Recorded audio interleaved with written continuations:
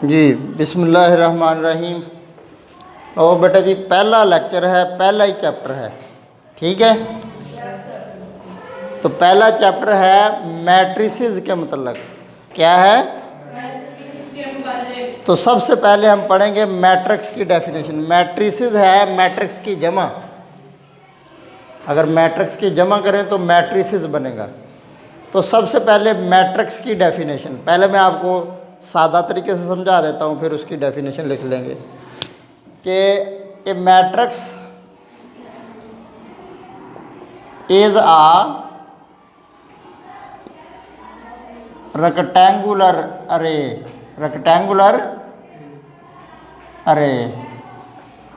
Of numbers. ये NOS dot के dot डाल दें तो ये नंबर है, इसका मतलब मैट्रिक्स इज ए रेक्टेंगुलर अरे of numbers of the form. यानी अरे कहते हैं जदवल को, टेबल जिस तरह बना लेते हैं ना, कोई सा कैजुअल बना लेते हैं बड़ी ब्रैकेटों में एक ख़ास तरतीब के साथ। बड़ी ब्रैकेटों में, इसको बड़ी ब्रैकेट कहते हैं, स्क्वायर ब्रैकेट्स भी कहते हैं। ब्रैकेट की 3 किस्में हैं, ठीक है। ब्रैकेट्स की कितनी किस्में हैं? 3। स्क्वायर ब्रैकेट्स और पहली वो पैरेंथेसिस। ये 4 तरह की ब्रैकेट है ना, ये पैरेंथेसिस और ये दूसरी ब्रेसेस और ये हैं जी स्क्वायर ब्रैकेट्स। पैरेंथेसिस, ब्रेसेस और स्क्वायर ब्रैकेट्स, ठीक है। तो डेफिनेशन क्या है? डेफिनेशन मैट्रिक्स की क्या है कि स्क्वायर ब्रैकेट्स में हिंसों को एक ख़ास तरतीब से लिखने से हमारे पास मैट्रिक्स हासिल होती है, ठीक है। वड्डियां ब्रैकेटां हिंसा एक तरतीब ना लिख दिए तो की बनता? मैट्रिक्स बन जाता। उर्दू में कालब, अंग्रेज़ी में मैट्रिक्स। अच्छा, अब इधर आपने लिखना कि वेयर हॉरिजॉन्टल मैं लिख अंग्रेज़ी में रहा हूँ, बोल मैं उर्दू में रहा हूँ, लिहाजा उर्दू मीडियम वालों का भी काम हो रहा है। आपने लिखे हुए को नहीं देखना है। मैं बोल भी ट्रांसलेट भी तो साथ कर रहा हूँ ना। बोल तो मैं उर्दू ही रहा हूँ, अंग्रेज़ी तो मैं बोल ही नहीं रहा। अंग्रेज़ी मीडियम का लेक्चर तब होता है जब एक लफ्ज़ भी उर्दू मीडियम में ना आए, तो वो प्योर अंग्रेज़ी मीडियम का लेक्चर है। तो ये हम दोनों ही मीडियम है ये, बल्कि तो पंजाबी साथ भी बोल देता हूँ आपको आसानी के समझाने के लिए। तो ये तो बेसिकली तीनों ज़बानें इस्तेमाल हो रही। वेयर हॉरिजॉन्टल एलिमेंट्स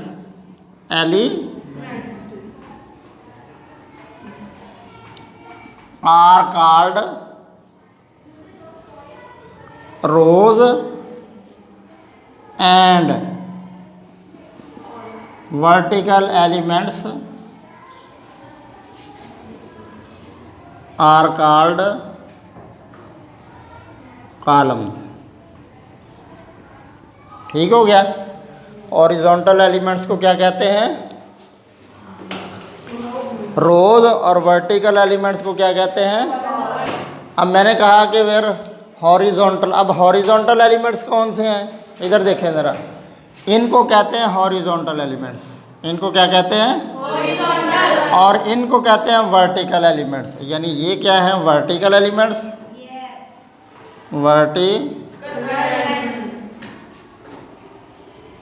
और ये क्या है? Horizontal elements.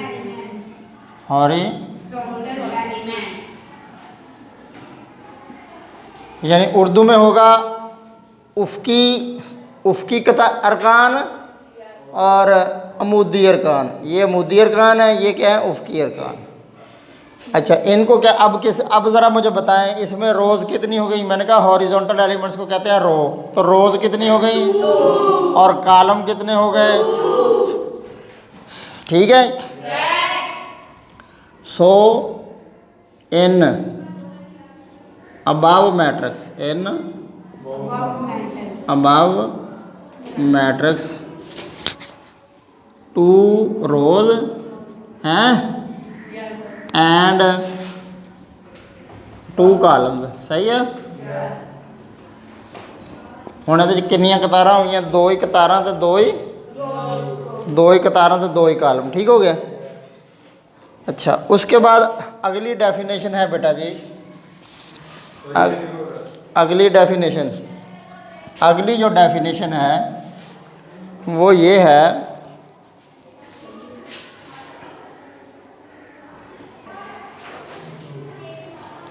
अब अगली बात जो है, अब है ऑर्डर ऑफ अ मैट्रिक्स। अगली डेफिनेशन क्या है?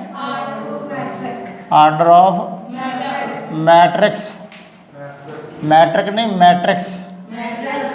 पहले डेफिनेशन है मैट्रिक्स की, अब है ऑर्डर ऑफ अ मैट्रिक्स, ठीक है।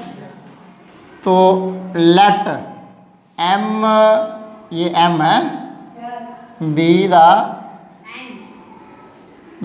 दी number of rows, number of and N be the number of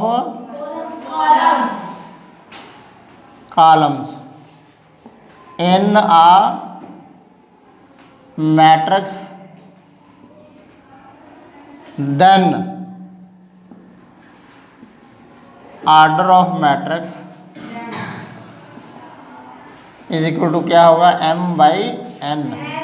यानी ऑर्डर ऑफ मैट्रिक्स होता है कि नंबर ऑफ रोज, क्रॉस का निशान है, ज़र्ब नहीं, नंबर ऑफ कॉलम्स, ठीक है। अब मिसाल के तौर पर फ़र्ज़ करें हमारे पास ये एक मैट्रिक्स है जिसके ये अरकान है, ठीक है। तो इसमें कतारें कितनी हैं? नंबर ऑफ रोज वो है जी 2, एक ये कतार है, एक ये कतार है, ठीक है। और कतारों की तादाद को क्या कहते हैं? m। नंबर ऑफ कॉलम्स कितने हैं? नंबर ऑफ, उनको n कहते हैं, वो हैं 3, ठीक है। समझ आ गई बात की? आपने उधर ही फोकस रखना है, यदि खैर है इन्हों मैं देख लूँगा, उधरों ना यार ढिला पै जाएगा, ठीक है। ये ए मैट्रिक्स है जिसमें कतारें कितनी हैं? 2। रोज कितनी हैं? 2।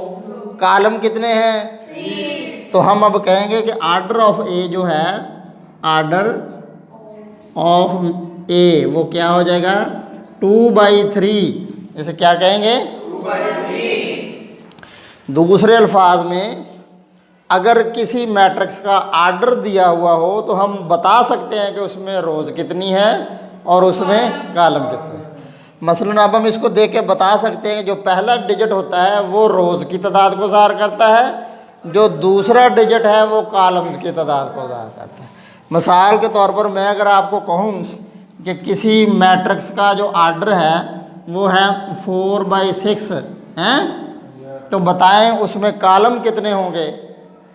तो आप कह सकते हैं कि उसमें 6 कॉलम हों और 4 उसमें कितनी आ गया होंगी? रोज़ हों, ठीक है। अगर मैं आपसे कहूँ कि किसी मैट्रिक्स का ऑर्डर है 11/12, तो बताएं उसमें रोज़ कितनी है?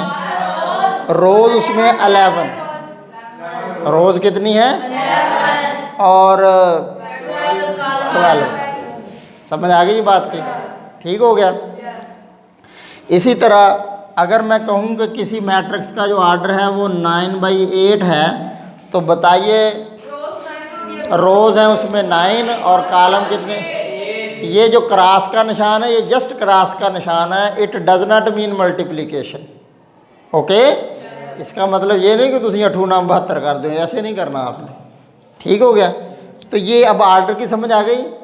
पहले मैंने आपको बताया कि मैट्रिक्स क्या होता है, यानी वड्डियां ब्रैकेटां च हिंसियां नूं खास तरतीब नाल लिखण नाल कॉलम बनदा, मैट्रिक्स बनता है।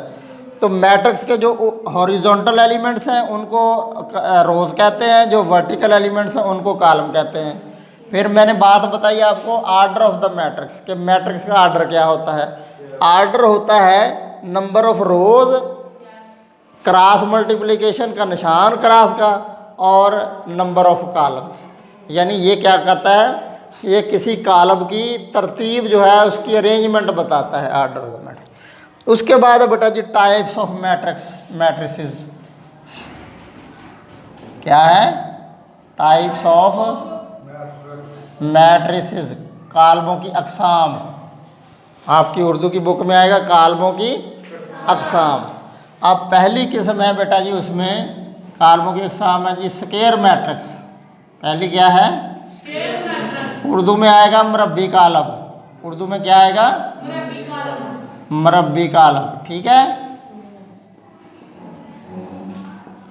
तो अ मैट्रिक्स, इसकी डेफिनेशन क्या है कि ऐसा कालम, ए मैट्रिक्स इन विच, जिसमें है number of rows and number of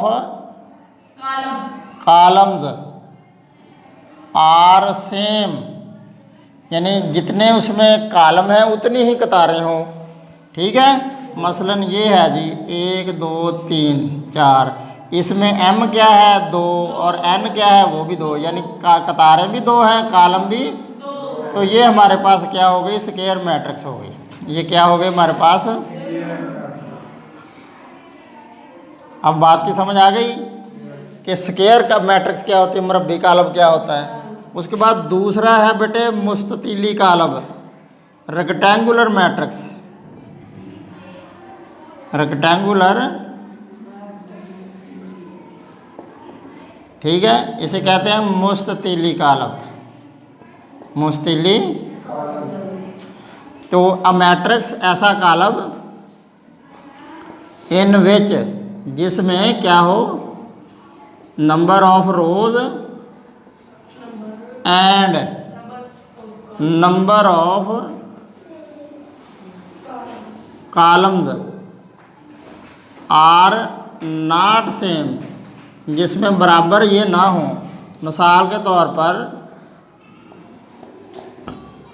इसमें m क्या है हमारे पास 2 और n क्या है 3, तो ये हमारा रेक्टेंगुलर मैट्रिक्स स्क्वायर मैट्रिक्स है।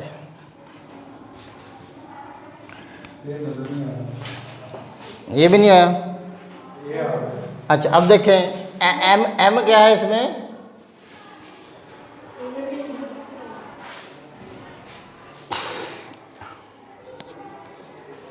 अच्छा, इसमें m क्या है 2 और n क्या है 3। ठीक है। तो ये हमारे पास क्या है? ये रेक्टेंगुलर मैट्रिक्स हो गई। क्लियर होगी बात? ठीक है।